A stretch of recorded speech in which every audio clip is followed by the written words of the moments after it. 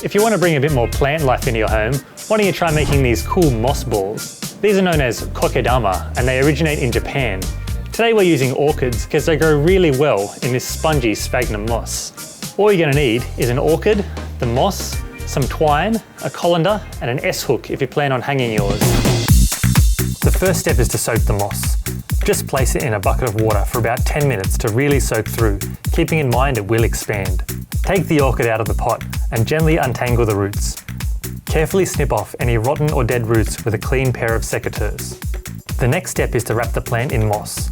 Place a few strands of twine in the colander, then line it with moss and place the plant in the middle. Loosely wrap it all up, keeping the leaves outside, and tie the ends of the twine to hold it together. Now here's the fun part. You just grab your twine and start wrapping. You don't need to wrap it too tightly, but once it's all held in pretty well, you can just tie it off on itself. If you're hanging your orchid, just grab a piece of twine and make a little lasso, then push one end underneath a few layers of twine and loop it through. Tie another loop in the end, grab an S-hook and hang it anywhere you like.